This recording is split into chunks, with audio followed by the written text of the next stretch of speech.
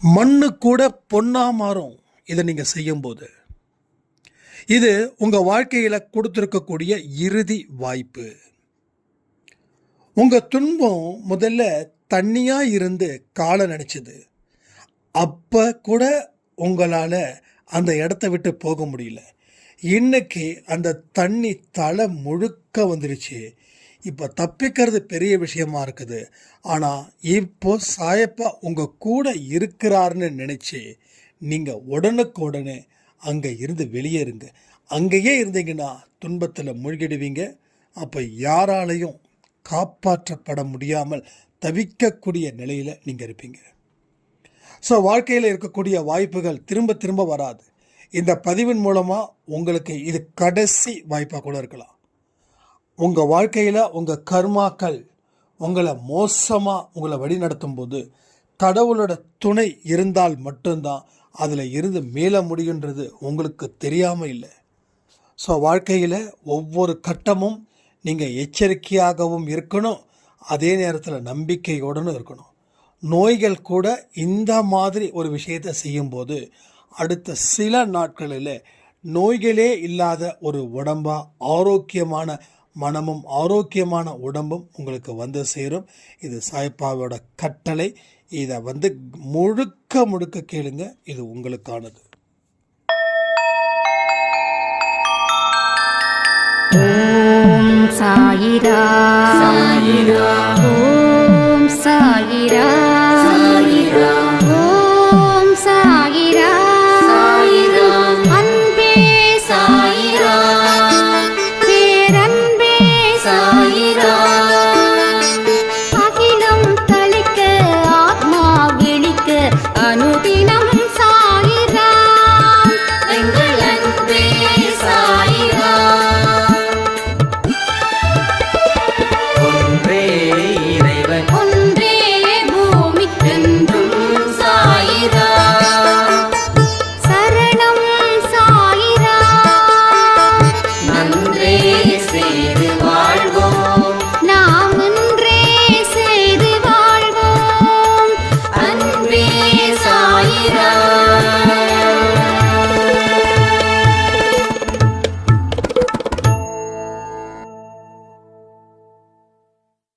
சாய்ரா. என் உயிரின் உயிரானவர்களே, நேற்று இரவு கொடுத்த ஒரு பதிவு, அதே பதிவை இன்னைக்கு 8:30க்கு ரீபப்ளிஷ் பண்ணோம். அதுக்கு காரணம் என்ன தெரியுமா? அந்த பதிவு அவ்வளவு ஒரு பெரிய வேல்யூ. அந்த பதிவை முழுசாக கேட்க கேட்க நம்மளோட பிரார்த்தனை எப்படிப்பட்டதா இருந்திருக்கு, நாம் எதை நினச்சி வழிபட்டோம், என்ன நடந்தது, அதை எல்லாமே அந்த பதிவில் நம்ம சொல்லியிருக்கோம். அதனால தான் திரும்ப நம்ம ரீபப்ளிஷ் பண்ணோம். உண்மையிலே அந்த பதிவை கேட்குறவங்களுக்கு ஒரு பெரிய தெளிவு நிச்சயமாக கிடைச்சே தீரணும்.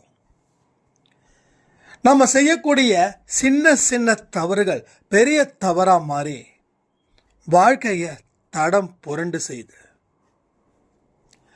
நீங்கள் இவ்வளவு பெரிய ஒரு துன்பத்தில் மூழ்கி இருக்கீங்கன்னா ஒரே நாளில் மூழ்கலை. உங்கள் தலை முழுகுதுன்னா முதல்ல எது முழுகுச்சு தெரியுமா? உங்கள் கால் முழுகுச்சு, அதுக்கப்புறம் முட்டி, அப்புறம் இடுப்பு. இப்படி தான் உங்கள் தலை முழுசாக முழுகுச்சு, ஒரே நாளில் முழுகலை. அப்போது நம்ம கால் முழுகும் போதே ஐயோ இந்த இடம் ஆபத்து, எப்படியே இருந்தால் முழுகிடும் அப்படின்னு ஒரு கணம் சிந்திச்சு பார்த்துருந்தா பட்டாசு கிளப்பியிருக்கலாம். ஆனால் விட்டோம், விட்டு விட்டு விட்டு விட்டு இப்போது தலை வரைக்கும் அந்த துன்பம் முழுகிடுச்சு. மூச்சு விட இடம் இல்லை. இப்போ தண்ணியை குடிக்க ஆரம்பிச்சிட்டோம். இறைவா காப்பாத்துன்னு சொல்கிறோம். சாய்ப்படை ஹீரோ மாதிரி வராரு. இப்போ தான் நீ என்னை கூப்பிடுற. நீங்கள் சொல்கிறீங்க, அப்போ இத்தனை நாள் உன்னை கூப்பிட்டேனே இத்தனை நாள் நீ என்னை கூப்பிடல, இப்போ தான் நீ என்னை கூப்பிட்ட, அதனால தான் ஓடோடி வந்தேன். அப்போ இத்தனை நாள் நான் யாரை வணங்கினேன் சாயப்பான்னு சொல்லி கேட்கும்போது, என்னுடைய ரூபத்தில் இருந்த ஒரு அசுரனை நீ வணங்கின. அசுர புத்தி என்னது? குடியை கெடுக்கும், பெரிய அளவில் பிரச்சனைகளை உண்டாக்கும், பித்த பிடித்தவருக்கு போல நடக்க வைக்கும். ஸோ அத்தனை சம்பவங்களும் அங்கே நடக்கும், நடந்தே தீரும். அப்போ இதை பற்றி தெரிஞ்சுக்க தான் இந்த பதிவில் நாம் கொடுத்துருந்தோம். அதே போல தான் இதுவும். ஸோ இப்போ உங்களுக்கு கொடுக்கப்பட்ட வாய்ப்பு நிச்சயமாக இறுதியான வாய்ப்பு தான், இல்லை சந்தேகமே இல்லை. ஆனால் இப்பையும் நீங்கள் இதை சரியாக பயன்படுத்திக்கலைன்னா எப்பவும் உங்களால் வாழவே முடியாது. அப்போ துன்பம் நிச்சயமாக இருக்குது, அது மூழ்குது, அதில் மூழ்கிட்டு இருக்கீங்க. இப்போவே நம்ம மனசை உடைஞ்சு போயிட்டோம். இப்போ செய்ய வேண்டியதெல்லாம் ஒன்றே ஒன்று தான். அந்த துன்பத்தில் எதிர்த்து நின்று போராடினா அந்த இடத்துல இருந்து தப்பிச்சுக்கலாம், கொஞ்சம் மெயிட்டான இடத்துக்கு வந்துடலாம்.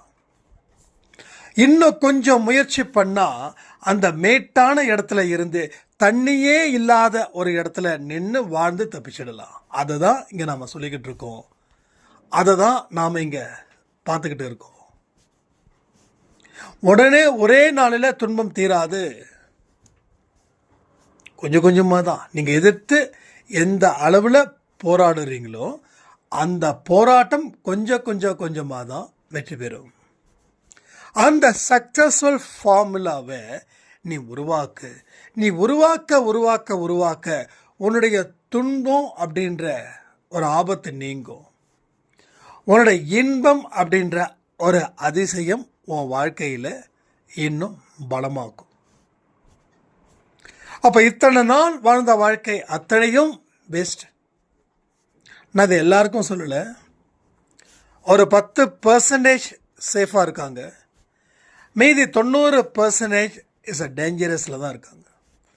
ஏன்னா உங்களுடைய தனிப்பட்ட விஷயங்களை நீங்கள் எனக்கு ஷேர் பண்ணும்போது நீங்கள் எல்லாமே செய்கிறீங்க, ஆனால் கடவுள் உங்களை ஆசி வழங்கலை. அப்போ கடவுள் ஏன் ஆசி வழங்கலை அப்படின்னா, நீங்கள் கடவுளை நோக்கி போகலை, நீங்கள் சாத்தானை நோக்கி போகிறீங்க. அப்போ சாத்தானுடைய விருப்பத்தை நிறைவேற்றுறீங்களே தவிர கடவுளுடைய விருப்பத்தை நிறைவேற்றலை. ஸோ இந்த கணம்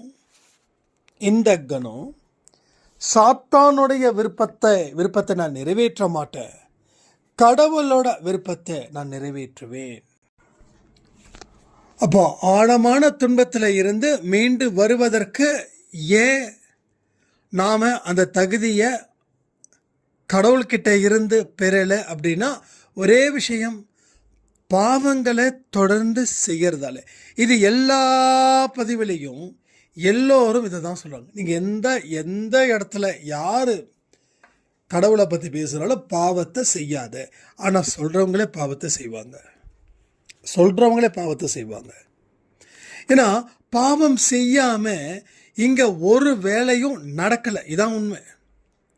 நானே அடிக்கடி டீப்பாக திங்க் பண்ணும்போது நாம் செய்கிற பணி பாதை எல்லாமே சரியானா அதில் ஒரு 100னா 10-20 பாவங்கள் நிச்சயமாக இருக்கும். ஒரு ஒரிஜினல் தங்கம் அப்படின்னு சொல்கிறாங்களே, அந்த தங்கத்தில் செம்பு கலக்காமலாம் இருக்கும், வெறும் தங்கத்தை செய்ய முடியாது.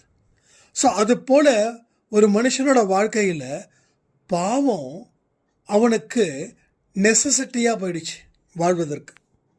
அது ஓரளவுக்கு இருந்துச்சுன்னா ப்ராப்ளம் இல்லை, நான் சப்போர்ட் பண்ண நினைக்க வேண்டாம். நாம் பெரிய பாவத்தை செய்கிறதுக்கும் சிறிய பாவத்தை செய்கிறதுக்கும் இருக்கக்கூடிய வித்தியாசத்தை தான் சொல்கிறேன்.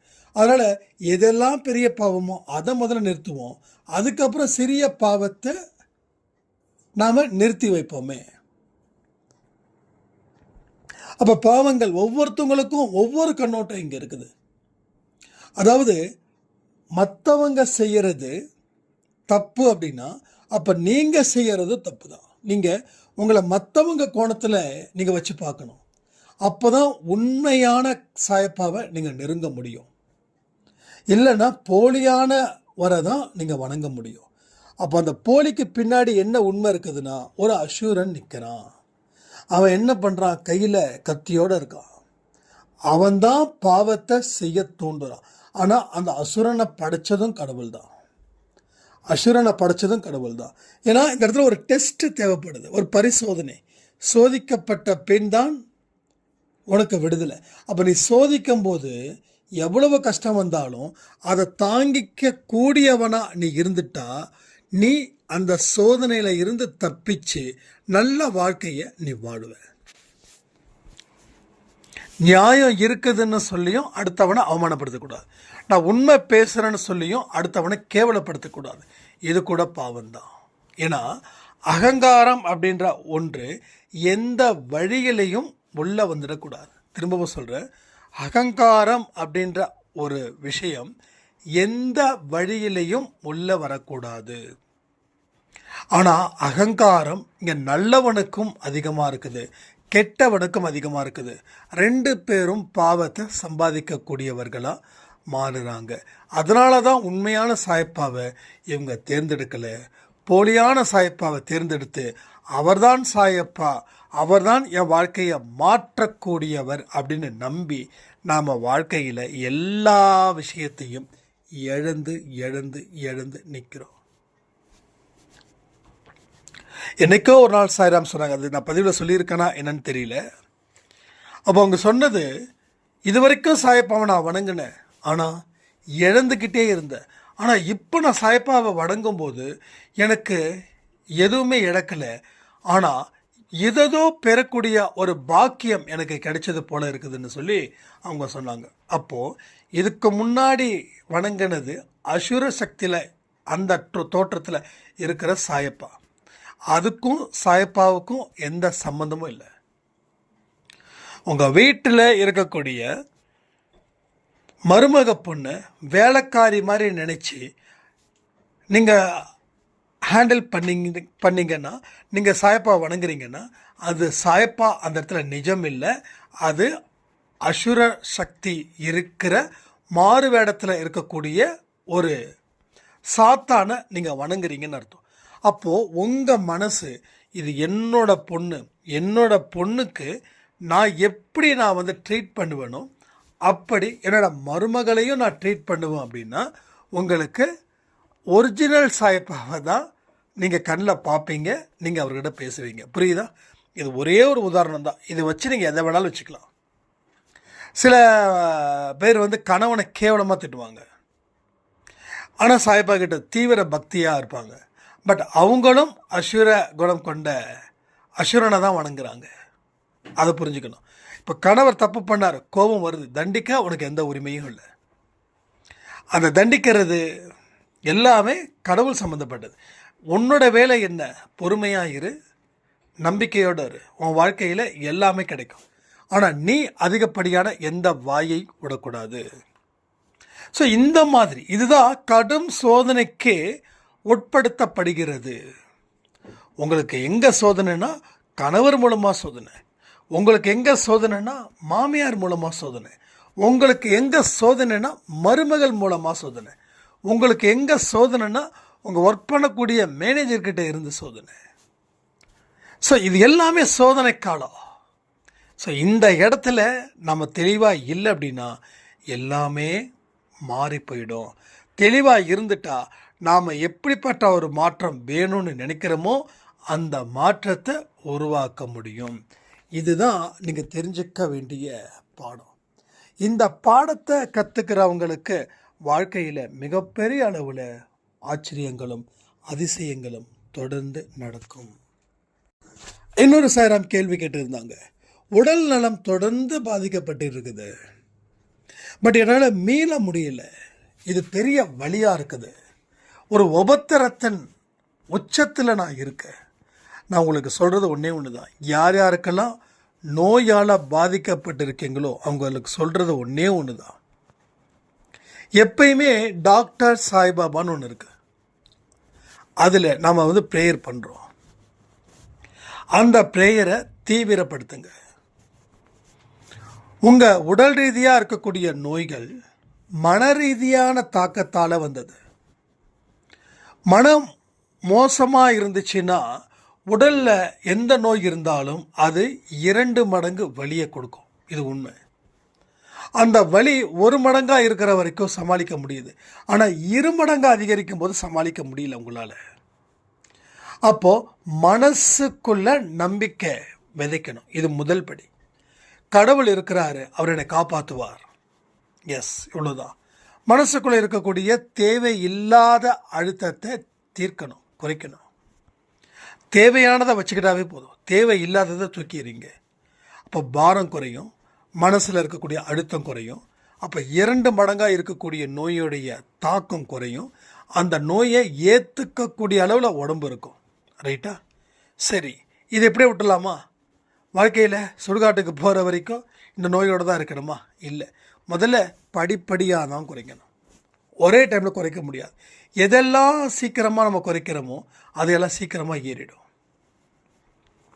அவருடைய எதிர்விளைவுகள் ரொம்ப மோசமாக இருக்கும். அதனால் இட்ஸ் ஓகே, நோ இஷ்யூ, மெதுவாக போகட்டும், மெதுவாகவே குறையட்டும், என்ன இப்போ அப்படின்ற ஒரு மனநிலையில் நீங்கள் நில்லுங்க. நீங்கள் நிற்கிற இடம் ஸ்ட்ராங்காக இருக்கணும். அதுக்கப்புறம் கொஞ்சம் கொஞ்சமாக நோய்கள் தீரும். அப்புறம் நோய்களே இல்லாத பெரு வாழ்வு நீங்கள் வாழ்வீங்க. ஸோ நோய்களை பற்றி ஒரி பண்ண வேண்டிய அவசியமே இல்லை. நான் ஒன்று சொல்கிறேன், நைட்டு நான் நிறைய அன்டைமில் சாப்பிட்றதால, ஏதேதோ சாப்பிட்றதால அடுத்த நாள் காலையில் என்னால் எழுந்திருக்க முடியாது. ஏன்னா வெளியில் டேஸ்ட்டு மட்டும்தான் இருக்கும், ஆரோக்கியம் இருக்காது. அப்போது நிறைய எக்கச்சக்கமான ஒரு 3 நாளைக்கு முன்னாடி கூட ஒரு சிக்கன் பிரியாணி சாப்பிட வேண்டிய ஒரு சிச்சுவேஷன். எத்தனை மணிக்கு? நைட்டு 11 மணிக்கு. என்னடா அது அன்பே சாயில் இவர் நம்மக்கிட்ட சொல்லிக்கிட்டு இவர் இப்படி பண்ணுறாருன்னு. ஒரே விஷயம், அந்த நேரத்தில் சாப்பாடு இல்லை, ஓவர் பசி. கிட்டத்தட்ட இது 1 வாரம், 2 நாள் 3 நாள் கூட இல்லை, ஐ திங்க் 1 வீக் முன்னாடி, மேரேஜ்லேருந்து 1 வீக் முன்னாடி. அப்போ என்னாச்சு, வேறு வழி இல்லாமல் அதை சாப்பிட வேண்டிய ஒரு சிச்சுவேஷன். அந்த இடத்துல தண்ணி சரியில்லை. தண்ணியில் பார்த்திங்கன்னா ஒரு மாதிரி தூசியும் இதுவுமா இருந்தது. அப்போது வேறு வழியே இல்லாமல் ஒரு 7up வாங்கி அதை சாப்பிட வேண்டியதான். அப்போ பிரியாணியும் கார்போ, 7up என்னது, ஃபுல் அண்ட் ஃபுல் சுகர். இப்போது நைட்டு வீட்டுக்கு சேரும்போது 3. ஸோ அடுத்த நாள் காலையில் எழுந்திரிக்கும் போது 8. இப்போ தலை சுத்தமாக சுத்தாதா? அப்போது ஜஸ்ட்டு சாயப்பா கிட்ட ப்ரே பண்ணுறேன், ஒரு வெந்நீரை, நல்ல சூடான வெந்நீர், உணவே மருந்து சொல்கிறாங்க இல்லையா, இந்த வெந்நீர் தான் மருந்து சாயப்பா அப்படின்னு சொல்லி அவரோட பாதத்தில் வச்சு குடித்த 1/2 ஹவரில் வெரி கிளியர். விஷ்ணுவே விஷ்ணு சொன்னார், என்ன ஓகேவா அப்படின்னா, என்ன ஓகே இல்லை, இவ்வளோ நாள் கொஞ்சம் ஒரு மாதிரி தான். ஆமாம் இல்லை அப்படி என்னாச்சுண்ணா, வெந்நீர் பா, இன்னும் பெரிய மிராக்கிள் இது. அவ்வளோதான், எதை எடுக்கிறோமோ அது மருந்து. ஏன்னா பிரார்த்தனை செய்யப்பட்டதை தான் நம்ம ஒரு விஷயத்தை எடுத்து அதை அவர் முன்னாடி வச்சு பிரார்த்தனை பண்ணி நம்ம குடிக்கிறோம். அப்போ உடனே அது எஃபெக்டிவாக வேலை பார்க்குது. எனக்கு நடக்கிறது உங்களுக்கு நடக்காதா என்ன? எனக்கே நடக்குது, உங்களுக்கு நடக்காதா? எனக்கே. அப்போது நீங்கள் யோசிச்சு பாருங்கள், நம்ம நம்பிக்கை எப்படிப்பட்டதாக இருக்குதோ அப்படிப்பட்டதாக தான் ஆசீர்வாதமாக மாறுது. ரைட்டா? ஷீரடியிலேருந்து இருக்கக்கூடிய உதியை குடித்தோம் எனக்கு பலன் தரலன்னு சொல்கிறவங்க ஜாஸ்தி. நீங்கள் சீரடியில் இருக்கக்கூடிய உதியை கூட வேண்டாம், ஒரு மண்ணை கூட கடவுள் முன்னாடி ஆசீர்வதித்து அதில் தண்ணியில் கலந்து குடிச்சு பாருங்களேன், அது கூட ஒரு பொக்கிஷமாக தான் இருக்கும். எல்லா இடத்துலையும் நம்பிக்கை வைத்து செயல்பட வேண்டிய இடத்துல சாயப்பா இருக்கிறாருன்னு சொல்லி இந்த ஆடியோவை நான் முடிக்கிறேன். ஜெய் சாய்ராம்.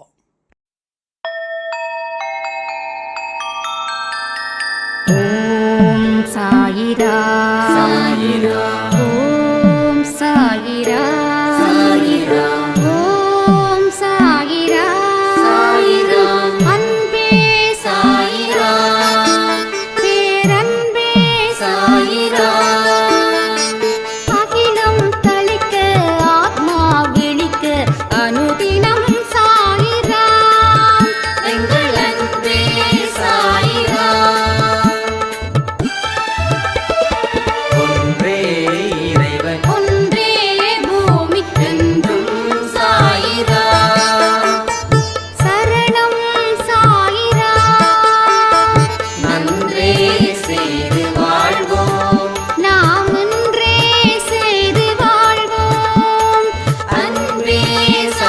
சாயிராம்